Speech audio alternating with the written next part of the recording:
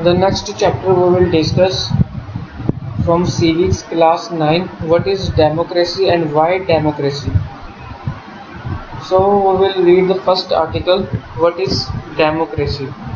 In the chapter 1 we read many stories from different parts of the world.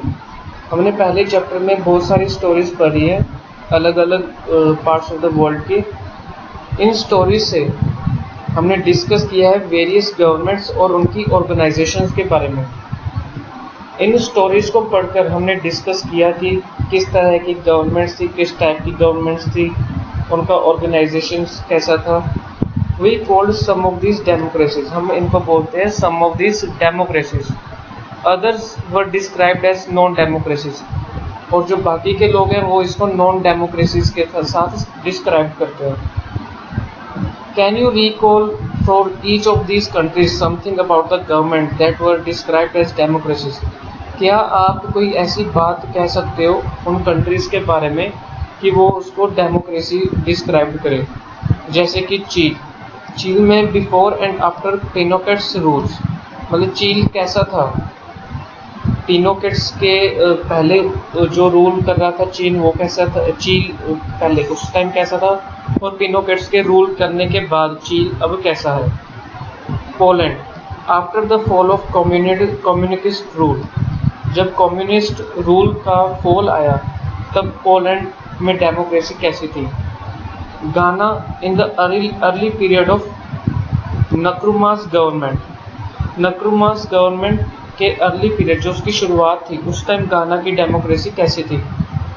तो ये एक examples हैं जो हम अलग अलग गवर्नमेंट की जो उसको डिस्क्राइब करते हैं as democracies. What do you think is common to them, इन सब में कॉमन चीज़ क्या है. Why do we club them all under the level of democracies, हम इन सबको कैसे एक साथ जोड़कर ये कह सकते हैं कि ये एक डेमोक्रेसी है. What is it that distinguish this government from Pinochet's rule in चीन, communist rule in Poland and the later period of Nkrumah's rule in Ghana. तो हम कैसे इन तीनों गवर्नमेंट्स, चीन की गवर्नमेंट, पोलैंड की गवर्नमेंट और नक्रुमास रूल इन गाना, इन तीनों को हम कैसे डिफ्रेंशिएट कर सकते हैं. What do these governments have common with the military rule in Myanmar? इन ये जो तीनों गवर्नमेंट्स हैं कि इनमें क्या ऐसा कॉमन था जो मिलिट्री रूल इन म्यांमार की ये बात कर रहे हैं. Why do we say that these governments are not democratic, हम कैसे ये कह सकते हैं कि ये जो गवर्नमेंट्स हैं ये डेमोक्रेटिक नहीं है. On the basis of analysis write down some features of democratic governments and non democratic governments. इन सबको एनालिसिस करने के बाद हमने कुछ फीचर्स राइट डाउन किए हैं. एक होती है डेमोक्रेटिक गवर्नमेंट, एक होती है नॉन डेमोक्रेटिक गवर्नमेंट. हमें डेमोक्रेसी को क्यों डिफाइन करना है. Before we proceed further let us first take note of an objection by Mary. आगे बढ़ने से पहले let us first take note on an objection by Mary. जो मैरी ने ऑब्जेक्शन किया था वो क्या ऑब्जेक्शन था उसके बारे में हमने डिस्कस करना है. She does not like this way of defining democracy and wants to ask some basic questions, कि वो डेमोक्रेसी को डिफाइन करने से पहले कुछ बेसिक क्वेश्चंस वो पूछना चाहती थी. Her teacher Matilda Lyngdoh response to her question, उसने जो क्वेश्चंस पूछे थे टीचर से, टीचर का नाम था मैटिल्डा लिंगडो, उसने उसके क्वेश्चंस का रिस्पॉन्स दिया. As other classmate join the discussion, जब वो रिस्पॉन्स दे रही थी टीचर मैरी को तो और भी क्लासमेट्स जो थे वो डिस्कशन में आगे आए. मैरी पूछती है, ma'am I don't like this idea. First we spend one whole chapter discussing democracies in different parts of the world, then we want to find out the meaning of democracy. वो पूछती है कि हमने पहले chapter में democratic countries के बारे में पढ़ा, अब हम इसका मतलब पढ़ रहे हैं कि डेमोक्रेसी क्या होती है. I mean logically should not we have approach it other way around, should not the meaning have come first then the example. तो उसका ये कहना था कि डेमोक्रेसी की डेफिनेशन पहले आनी चाहिए थी और डेमोक्रेटिक वर्ल्ड जो कंट्रीज के बारे में हमने पढ़ा है वो बाद में आना चाहिए था. तो उसका क्वेश्चन जो था ये टीचर से यही था. जो मैरी की टीचर होती है वो उसको रिस्पॉन्स देती है, लिख दो madam, I can see your point. वो कहते हैं कि मैंने आपके पॉइंट को समझा है, but that is not how we reason in everyday life. We use work like pen, we use words like pen, rain or love. Do we wait to have a definition of these words before we use them? Come to think of it, do we clear definition of these words? It is not only by using a word that we understand its meaning. अब वो उसकी teacher कहती ज़रूरी नहीं है कि हर जो मतलब है उसका डेफिनेशन पहले आए और उसके एग्जांपल्स बाद में आए। और वो उसको एक एग्जांपल से समझाती है कि जैसे कि पेन हो गया, रेन हो गया या लव हो गया, ये जो चीज़ें हैं ये कॉमन वर्ड्स हैं जिसको हम एवरीडे लाइफ में यूज़ करते हैं। तो क्या इसको यूज़ करने से पहले हमें इसकी डेफिनेशन पता होनी चाहिए?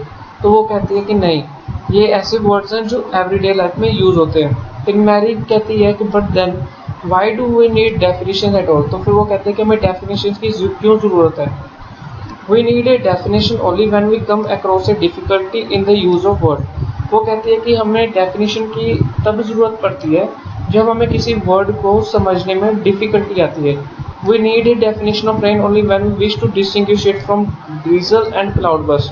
कहते हैं हम डेफिनेशन ऑफ रेन तब समझने की कोशिश करते हैं जब हम उसको डिफ्रेंशिएट करते हैं ड्रीजल और क्लाउडबर्स्ट के साथ। The same is true for democracy. यही जो चीज़ है वो डेमोक्रेसी के लिए है। We need a clear definition only because people use it for different purposes. हम डेफिनेशन को इसलिए क्लियर करते हैं ताकि हम उस वर्ड को अलग अलग पर्पस के लिए यूज़ कर सकें। Because very different kinds of governments call themselves democracy. कहते बहुत सारी ऐसी अलग अलग टाइप की गवर्नमेंट्स हैं जो अपने आप को डेमोक्रेसी बोलती हैं। फिर एक और क्लासमेट आता है, but why do we need to work on a definition? वो कहता है कि हमें डेफिनेशन पर वर्क करने की जरूरत ही क्यों है? Other day you quoted Abraham Lincoln to us. तो नेक्स्ट डे वो कहता है कि आप अगले दिन हमें अब्राहम लिंकन के बारे में बताती हैं। Democracy is government of the people by the people for the people.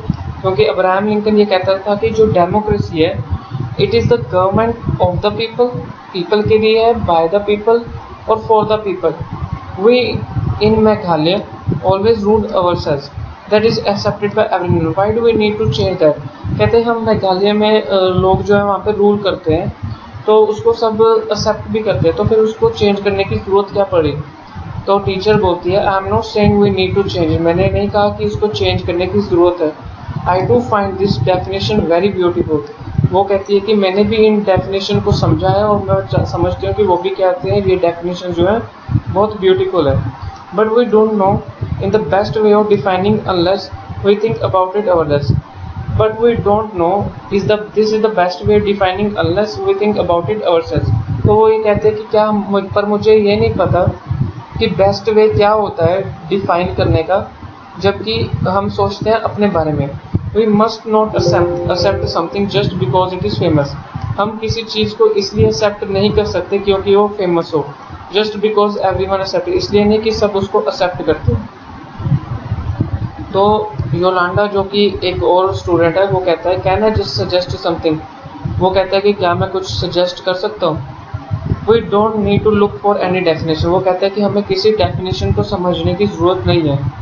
I read somewhere that the word democracy comes from Greek word demokratia. In Greek demos means people and kratia means rule. तो वो कहता है कि मैंने democracy का मतलब देखा है और पढ़ा है, वो ग्रीक वर्ड से लिया गया है डेमोक्रेटिया, और Greek demos means people, kratia means rule. So democracy का मतलब होता है रूल बाय द पीपल। तो वो कहता है कि ये ग्रीक वर्ड से लिया गया है जिसको कहते हैं rule by the people. There is a correct meaning, where is the need to debate?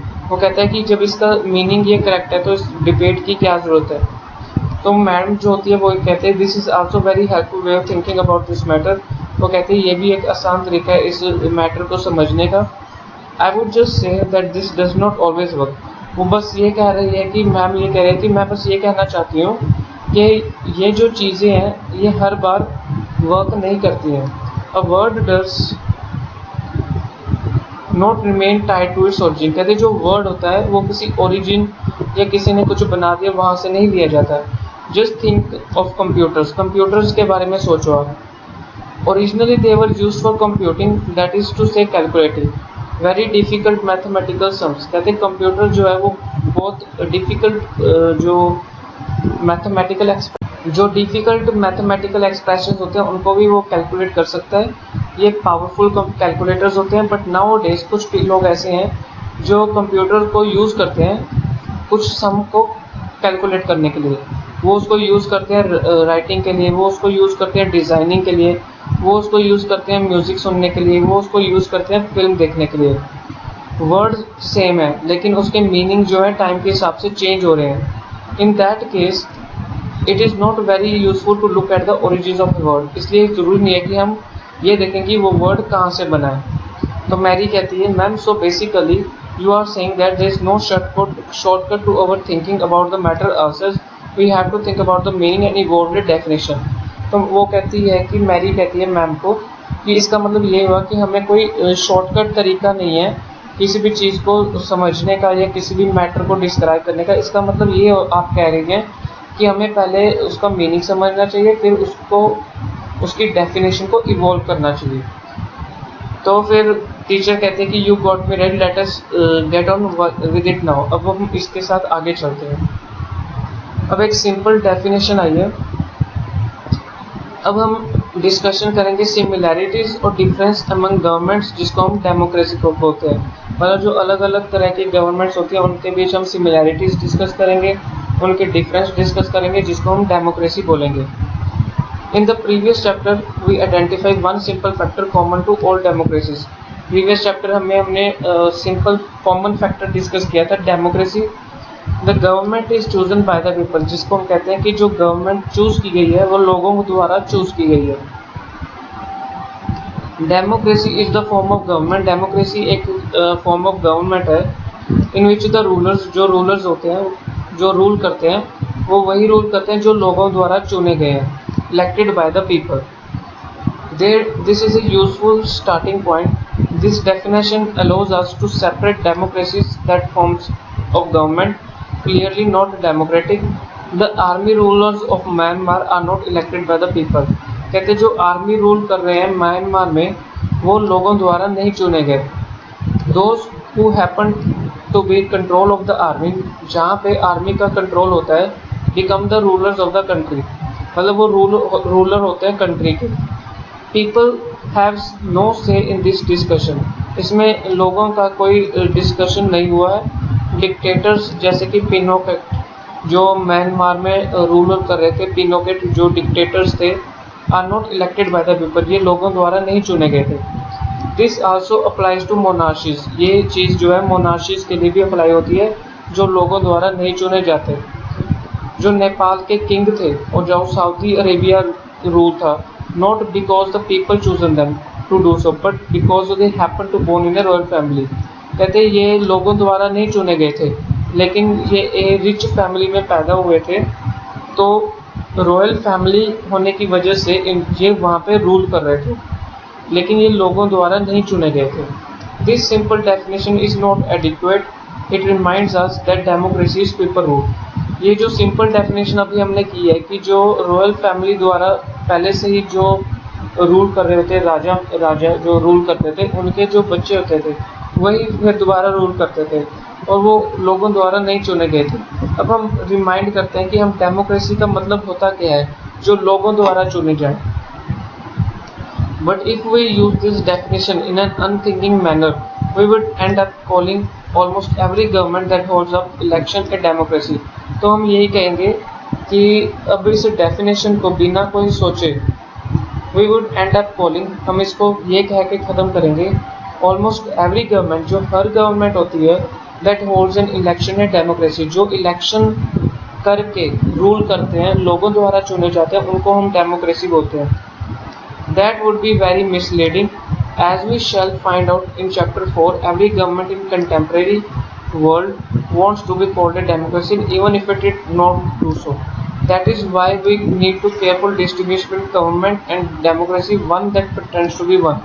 अब हम इस चीज़ से ये फाइंड आउट करेंगे कि चैप्टर 4 में कि जो हर गवर्नमेंट होती है इन कंटेम्प्रेरी वर्ल्ड में, उनको डेमोक्रेसी क्यों चाहिए, even if it is not to so, जबकि वो नहीं कर सकते ऐसा। That is why we need to careful distinguish between, इसलिए हमें बहुत ध्यान रखना पड़ेगा ये समझने में, ये समझना पड़ेगा कि जो डिफरेंस कर रहे हैं गवर्नमेंट और डेमोक्रेसी, गवर्नमेंट जो डेमोक्रेसी रूल में है और एक ऐसी गवर्नमेंट जो प्रिटेंड कर रही है कि हम डेमोक्रेसी में हैं, उसको हम देखेंगे और समझेंगे। We can do so by understanding each word in this definition carefully and spelling out the features of democratic government। अब हम ध्यान से इसके फीचर्स पढ़ेंगे आगे।